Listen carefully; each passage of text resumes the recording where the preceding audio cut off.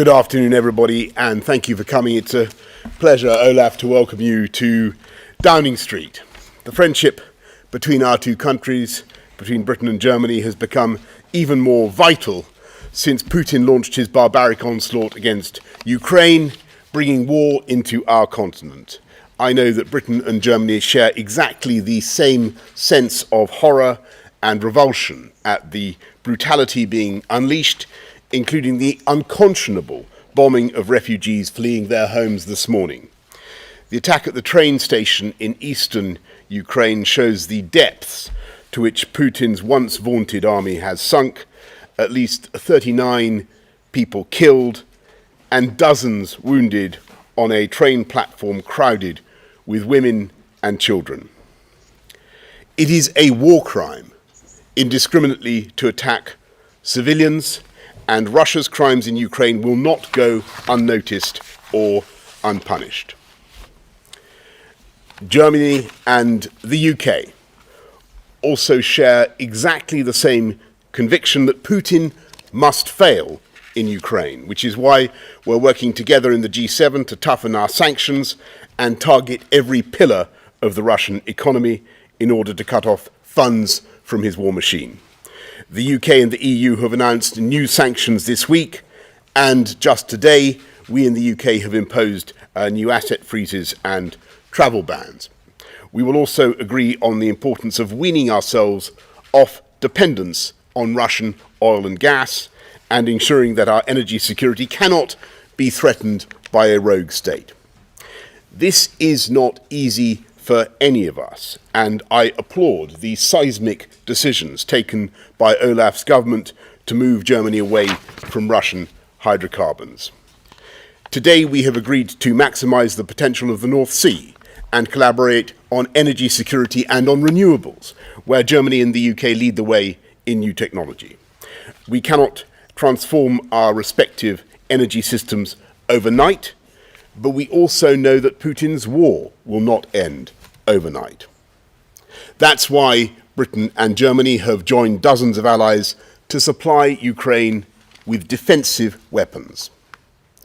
Last week, the UK convened a donor conference which raised weapons and equipment for Ukraine worth over £1.5 billion, or 2.5 million items of military kit.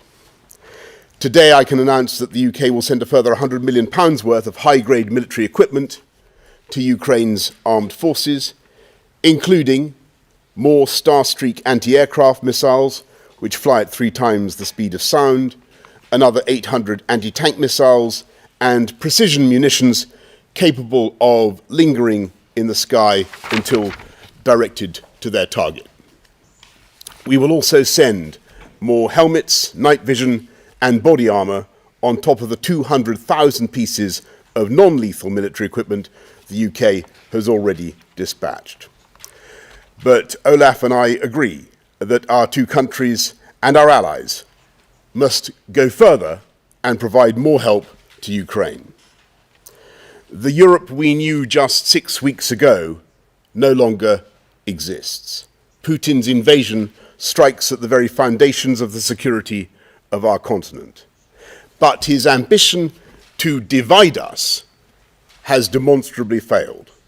On the contrary, he has succeeded in uniting Europe and the whole transatlantic alliance in support of Ukraine and in strong solidarity with each other. Putin has steeled our resolve, sharpened our focus, and he has forced Europe to begin to rearm together to guarantee our shared security. Britain and Germany will work together to ensure that our armed forces are fit for the future, including with our joint effort to manufacture state-of-the-art Boxer armoured vehicles. We will hold a joint cabinet meeting between our two governments within the next year. Our defence ministers will meet before the NATO summit in June, and I look forward to joining you, Olaf, at Schloss Elmau for the next G7 summit. We face the new reality created by Putin's invasion. I know that Britain and Germany will meet this challenge together as passionate advocates of democracy and freedom, and both committed friends of Ukraine. Thank you. Over to you, Olaf. Thank you. Ladies and gentlemen, dear Boris, thank you for having me in 10 Downing Street. We both have met quite often the last days and weeks, and we have phoned much more. The last time we met was in Brussels in NATO and G7, and I'm very happy that we now have the chance to discuss together here. Es ist gut und wichtig, sich in der aktuellen Lage und diese It is good and important to exchange views in the current situation, and I'm particularly delighted that we can have this exchange here today in London personally and not have to rely on telephone or VTCs amongst the G7 and the many other formats and meetings that we're having. And it's good progress that we meet here. Germany and the UK are long-standing allies and partners, and we will remain and continue to be that, although our friends have decided a while ago to not be part of the European Union anymore. The UK and Germany are close allies, also when it comes to the challenges and tasks ahead. It is with horror and indignation that we both are looking towards the east these days and weeks. We're looking to Russia's illegal attack on Ukraine. This war is devastating. It inflicts death, unfathomable suffering, and terrible destruction on Ukraine. The images from Bucha, Mariupol, and other places, the dramatic attack that we have learned about today, all of this is shocking indeed, and it has to be said clearly, it is atrocious. It is an atrocious war that inflicts terrible destruction and inflicts, has many victims in Ukraine. Killing civilians is a war crime, and the Russian president bears responsibility for these war crimes. Boris Johnson and I absolutely share this assessment, and we see ourselves in complete agreement with large parts of the international community, for which law and moral principles continue to be the yardstick. This is why we support Ukraine actively with all the options that we have. In the civilian sector, Germany is the largest bilateral donor since 2014. And after the Russian attack on Ukraine, Germany revised its decade-long position and for the first time sent weapons and military goods to a war zone. And we continue to supply arms to Ukraine. We do this together, and we actually exchange views on this in order to bolster the defense of Ukraine against the Russian invasions. And of course, we need to do everything in order to stop the senseless killing. And this is why I call upon Russia again to finally agree to a ceasefire and to withdraw its troops. We absolutely need to allow for humanitarian access and open safe corridors for people who want to leave, and we mustn't see military actions and have bombings on refugees time and again. This war needs to stop immediately. A pivotal and central element of our strategy is to impose drastic costs on Russia for this war of aggression. And this is why it is right that we have agreed in all the structures that we are part of to impose sanctions. That holds true for the G7. We also talked about this in the various phone calls that we had with other partners together, and we discussed this within the framework of NATO. We impose sanctions on the financial sector, on the Russian central bank, an extraordinary process that we haven't done, something that is unprecedented. I'm talking about sanctions on the Russian economy. And these sanctions are highly effective because, indeed, Russia is dependent on imports in the field of technology. Russia cannot replace these elsewhere in the global markets. And Europe and North America and Japan, South Korea, many countries that gather as democratic states are those who have the best and the most sophisticated technologies. And of course, it is also important to affect and hit the inner circle of the president and the oligarchs. And I explicitly want to state this in London as well. And I'm grateful that the sanctions were widened on many persons that are part of this circle of people.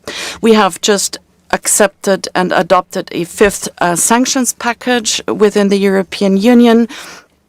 We're not going to import coal anymore, and I'd like to use this opportunity to clearly state Germany is already starting to wean off its dependence, and we're diversifying our sources. We are investing large scale in order to establish the technical and physical infrastructure that are necessary in order to import gas via the northern German shores. And we are also going to make sure with legal measures that there are no legal difficulties, but that we can implement our decisions quickly. We have imposed sanctions on the banking sector. We hit oligarchs, and we're going to continue to work in this regard. Unity is crucial. The unity of the European Union, the G7, the unity of NATO, the transatlantic unity, all of this is essential, and Putin did not expect this. He was certain that we would disagree, and he had to witness our unity, and he will continue to experience our unity.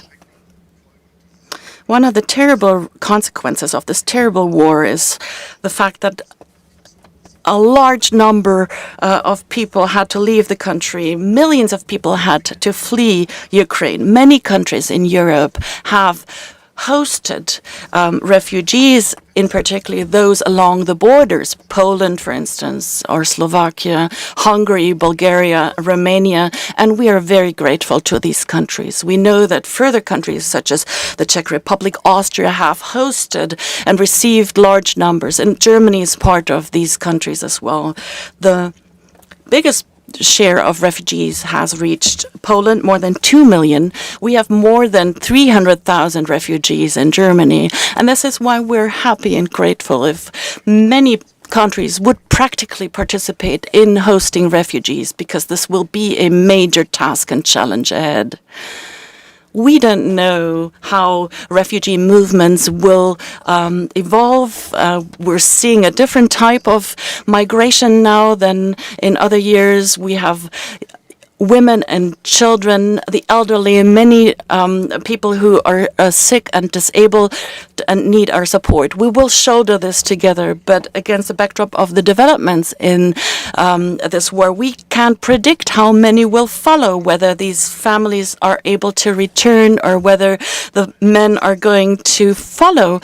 We cannot predict this at present, but what we can say now is that we stand in solidarity, that we want to lend support to those who seek refuge. And we talked about this as well, and the UK also wants to lend a contribution to this effort. Boris mentioned it. We are going to intensify our cooperation on all levels. We're going to have government consultations and establish consultation. We're going to begin and hosting a cabinet meeting at the beginning of the next year. Our foreign ministers are going to resume and continue their strategic dialogue. There are many challenges and topics at hand, topics related to the conflict in Ukraine, matters pertaining to defense and security, pertaining to climate, people-to-people exchange, mobility, and I mentioned it as well, questions pertaining to migration. We want to make progress and intensify relations between our two countries. We can build upon about a long-standing friendship, but this is what's important here. We both share the conviction that our relations are good when they don't only exist between the two of us, the heads of state, but when they're also when they exist between the people. Thank you very much. Thank you very much, Olaf. Let's take some questions from the media. We've got 6 of them. Nick Eardley, BBC. Thanks, Prime Minister. Chancellor Scholz first. how do you defend the fact that the European Union has sent 35 billion euros to Russia for energy since the start of the war, but only $1 billion in aid? Do you really think that Germany has gone far enough, fast enough to move away from Russian energy? And Prime Minister, how far are you prepared to go in sending weapons to Ukraine without escalating the conflict further? And if I can ask a quick domestic question. This week you put up taxes for millions of working people. Will you be telling the Chancellor that everyone in his household should be paying all their taxes here in the UK? Olaf, on the...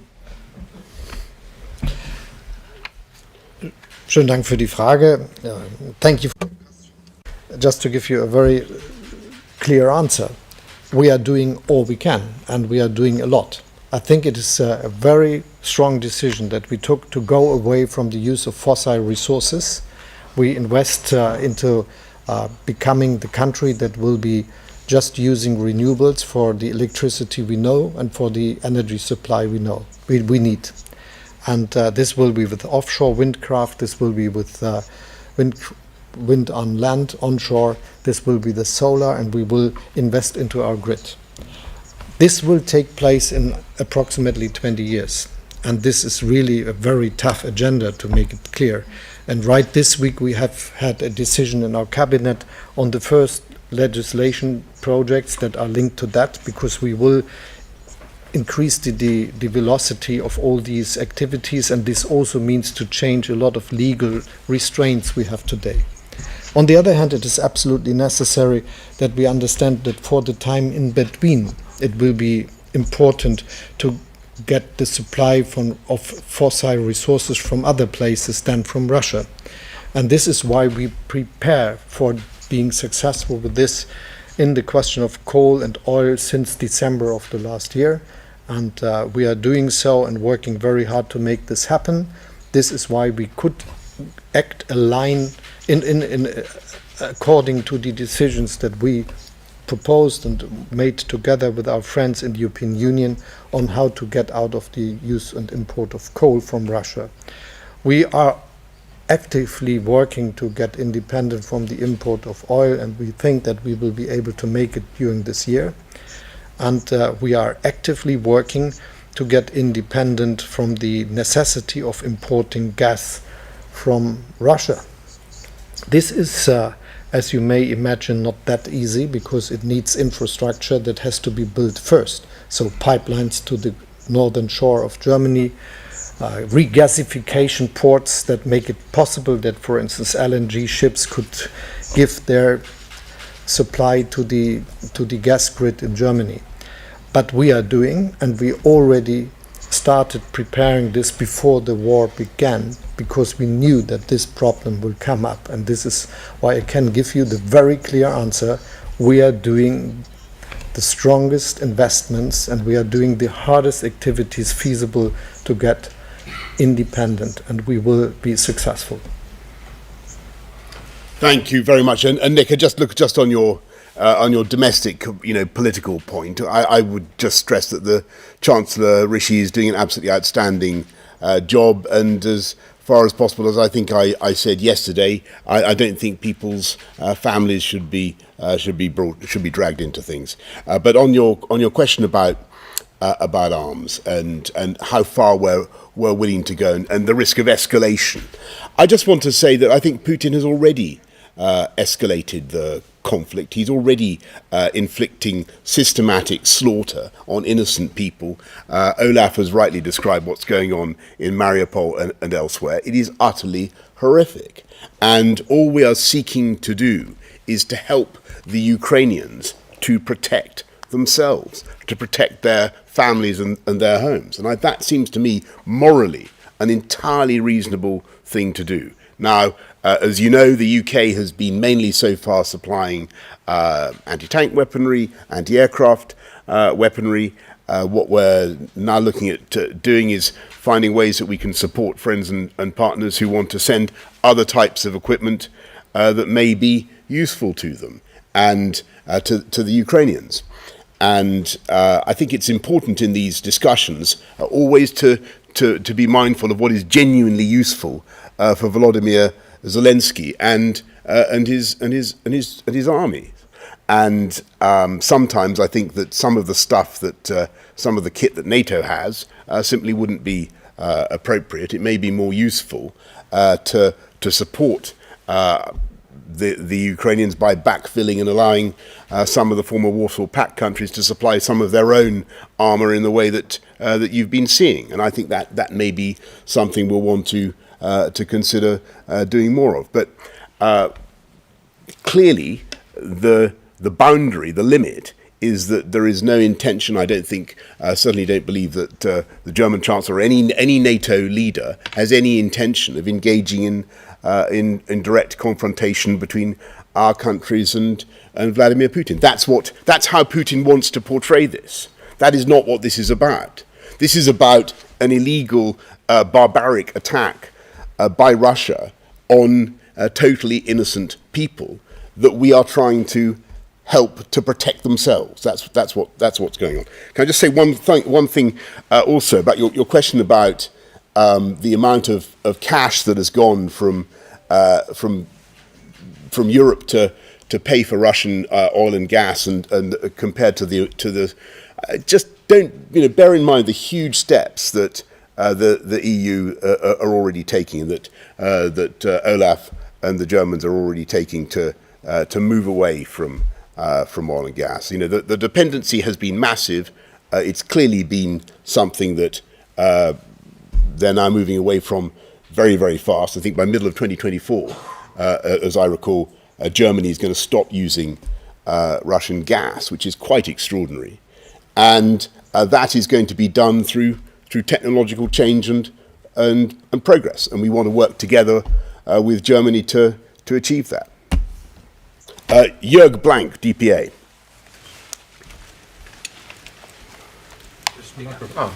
Okay. Eine Frage an Sie beide.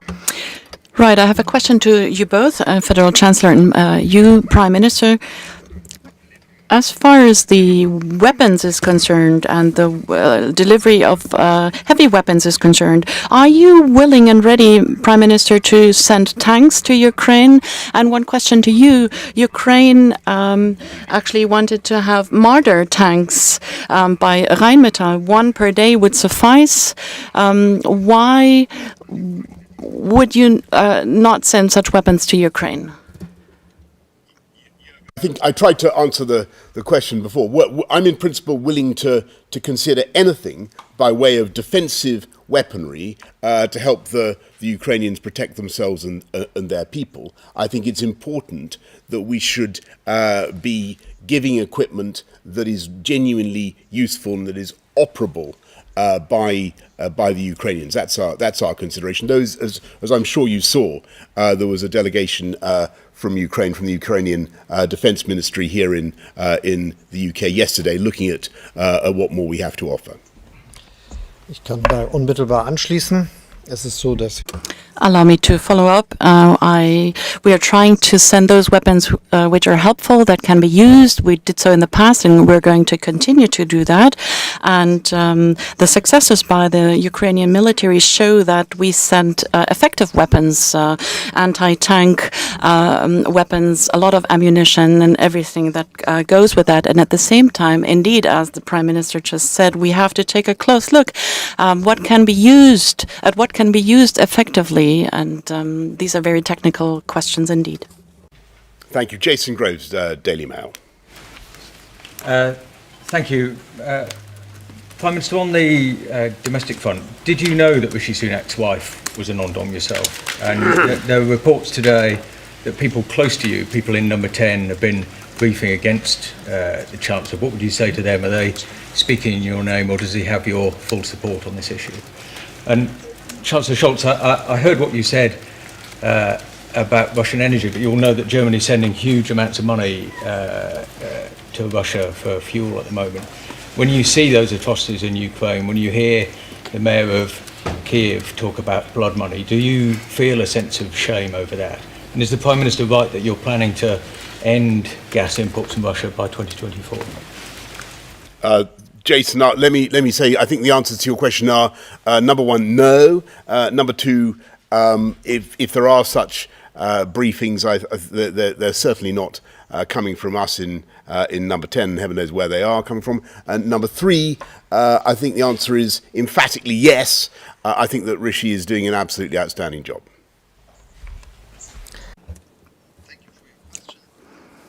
It is clear that we are having a big job to do to get independent from the imports of fossil resources, and this is mostly about coal, oil and gas. And as you know, we are working very hard to be successful with this in the case of coal and oil during this year. In the case of gas, as I said, it is absolutely necessary that we build the infrastructure for being able to do so. It is not feasible to get gas instead from Russia today, from other places in the amount we need it, and this is the same with most of the other countries in Eastern Europe or also in the south. So it is a big investment into infrastructure and not just the question of finding new suppliers on other places of the world, which we are doing and which we are working on. It's also the question how we can get this gas to our country, because it's not helping if it's somewhere in a ship. It needs to be transported, and this is something for engineers and for investments, billions of investments, and we are doing it. And this is why we are quite we're optimistic that we will get rid of the need of importing gas from Russia very soon, and as the Prime Minister said, and we are working tough to be successful. Let me also say that the miscalculation of Putin is something that is really bothering him each day more. He knows the sanction regime is working, and this is also on financial sanctions against the central bank, for instance. The outcome of this is that he is not able to use the money he put in his storages and on his accounts. It was a huge mass of money which could serve him for a long time, but he is not able to get to all these resources for financing his war. And this is why our sanction on certain banks and also on the central bank are so successful and so necessary, to be very clear. But he is also bothering about his mistake, because when all the countries in Europe and at many other places that are fighting for democracy and supporting Ukraine are taking decisions similar to Germany, this will have an impact on his economic expectations. Because if the war would be over, no one could believe that we will stop our investments, that we will stop our view to other countries that could generate the necessary supply. And this is, in the case of his economy, a very, very big damage, because if you understand that he is not having industrial sectors that are really earning money from exporting to the rest of the world, it is a problem if his chance to export gas, oil, coal, silver, uranium and all the other things to other countries is not that successful anymore. He has a problem for the development of his economy. And we were also tough on other aspects, for instance, high technology goods. We are working on being more precise in these fields in questions of IT and software. And all these things together will make it impossible for him to develop his country to an economic strength that gives him the chance to be a competitor on markets with other countries that are more successful in the economic sector. And so I think we are tough and we will be successful with what we do. Thanks very much, Olaf. Heike Buser from RTL. Dankeschön. Meine Frage richtet. Thank you very much. I have a question to both of you. You, Prime Minister, and you, Chancellor. Do you have plans to travel to Kiev yourself in order to show your solidarity with Ukraine? And for you both, is there a certain timetable for that? And if you allow, the French president is come under heavy criticism by the Poles for speaking to the Russian president regularly. Do you both believe that it actually pays off and is worth talking to Vladimir Putin on the phone? And if you allow me to ask, how do you are you in touch personally with the Russian president? Well, thanks, Heiko. Let me just say first of all that I last spoke to Putin shortly before the invasion, and you can imagine the type of conversation that we had. He said he had no such plans. I said that it would be a catastrophe for Russia if he went ahead, as well as a catastrophe for the wider region, for the world, and so it has proved. That's the last time I spoke to him. I've got to say, I think that negotiating with Putin does not seem to me to be full of promise, and I don't feel that he can be that he can be trusted. That's not to say I don't admire the efforts of people who try to find a way through, but my own view is that I am deeply sceptical, and I'm afraid cynical now about his assurances. Schönen Dank für die Frage. Thank you very much for this question.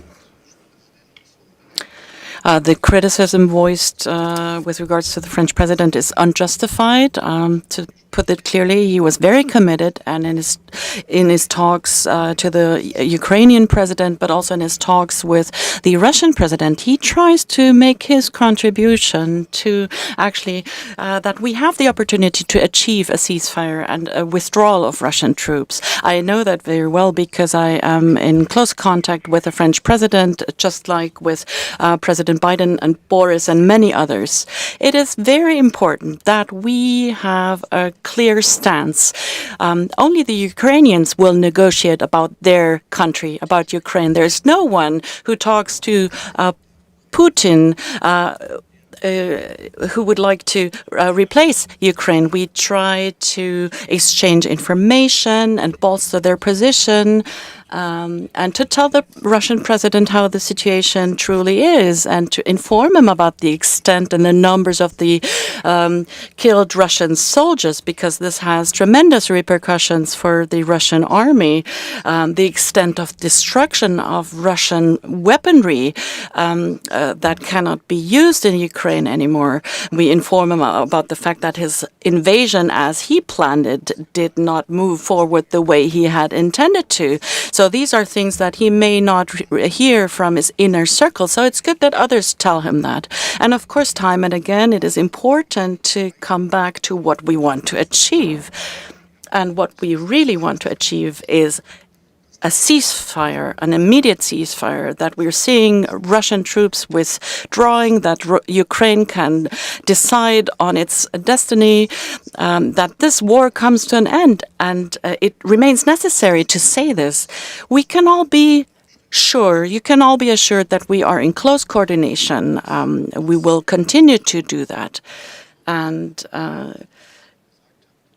I said it at the outset, only Ukrainians will negotiate about Ukraine, and no one else is going to replace them. But we will support Ukraine, we will strengthen them and lend direct contributions so that they're in a good negotiating position, militarily, financially, and with the sanctions that we impose.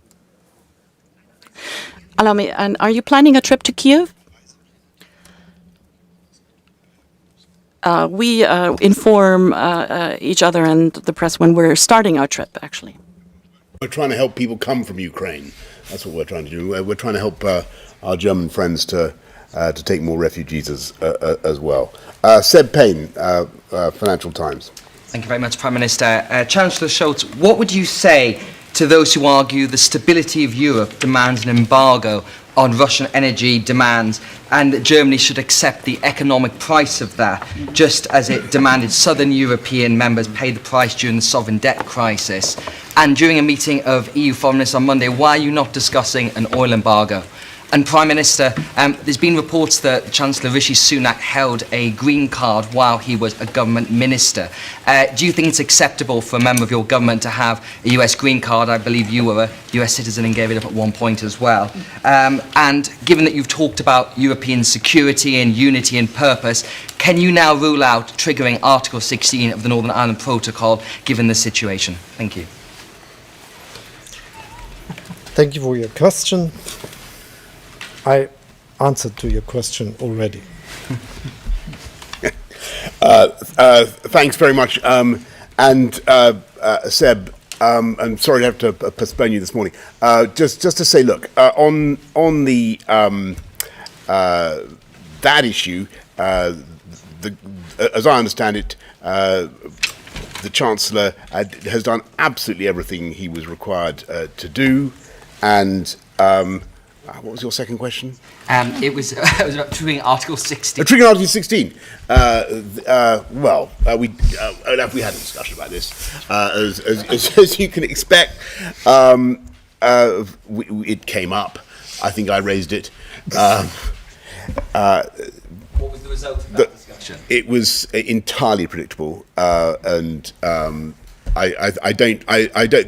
The almost seamless harmony that you've observed between Britain and Germany today, I would not wish in any way to interrupt by going into that any further. But all I will say is that to answer your question, would we take that off the table? The use of Article 16? No, clearly not. There is a problem, but I think that. There is, as I hope has been clear from the conversation and from what you've heard from Olaf and me today, that we are really very much united on virtually every other issue of policy. Suzanne Ebner of R&D. Thank you. So, Prime Minister, Bundeskanzler Scholz, my question goes to both of you. Can Western sanctions ever be really effective while countries like India and China continue business as usual with Russia? Suzanne, I think it's a very important question. I think that the answer is that yes, Western sanctions can be, and as Olaf said in his earlier remarks, will be increasingly effective, and I think that they will, over the long term, do more and more damage to the economic prospects of Putin's regime. And that doesn't mean to say we don't want other friends and partners around the world to do more.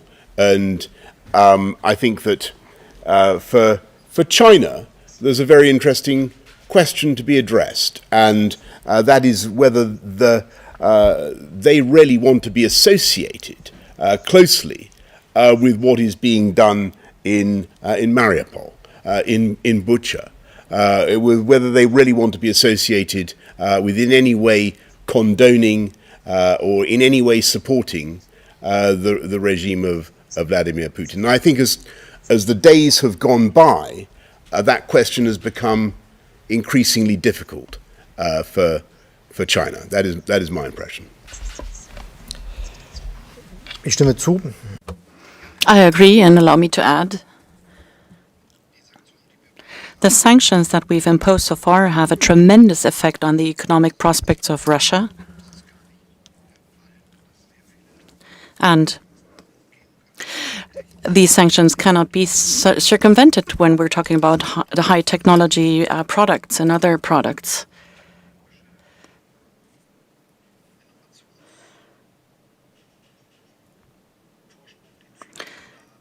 Because many countries have such high advances technologically that there are no other countries that can chip in and replace their many activities in the field of high tech.